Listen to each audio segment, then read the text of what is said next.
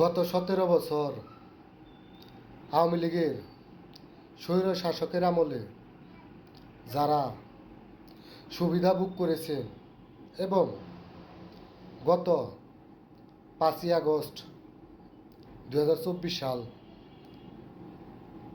এরপরে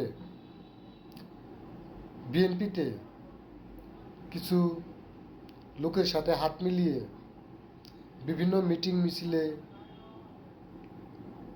বিভিন্ন ধরনের বক্তব্য দিতেছেন। তাদের উদ্দেশ্যে বলতেছি, বক্তব্য দিতেছেন, ভালো করিতেছেন, সেটা আপনার একান্তই ব্যক্তিগত ব্যাপার, কিন্তু সেই বক্তব্যে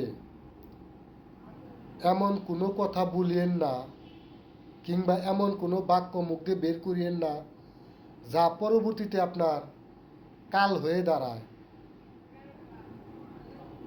কারণ আমি দেখেছি গত 17 বছর যারা আওয়ামী লীগের সাথে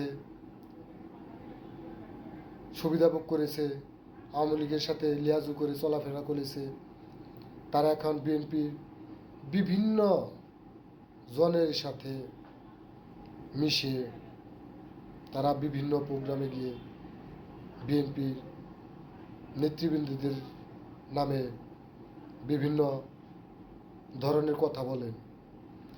আপনারা হয়তো ভুলে গেছেন, এখন আর সেই আওয়ামী লীগের সময় নেই।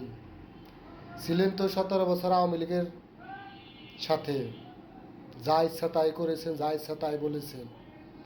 এখন আর সেই দিন নাই। অতএব সাবধান করে দিচ্ছি, যদি ভালো লাগে ভালো কথা বলবেন, আর যদি ভালো না লাগে রাজনীতি ছেড়ে চলে যান। আপনারা তো রাজনীতিবিদ না। আপনারা যদি রাজনীতিবিদ হতেন তাহলে পোশাক বদলের মতো আপনারা দুদিন পরে পরেই দল পরিবর্তন করতেন না এবং সুবিধা ভোগ করতেন না। তো আপনাদের কাছে আমার একটি কথাই রইল যে বক্তব্য দিবেন, দেন, সমস্যা নেই, কিন্তু বক্তব্যের মধ্যে এমন কোনো কথা বলবেন না যে কথাটা ভবিষ্যতে আগামীতে আপনার কাল হয়ে দাঁড়ায়। সাবধান হয়ে থাকবেন, বুঝছেন?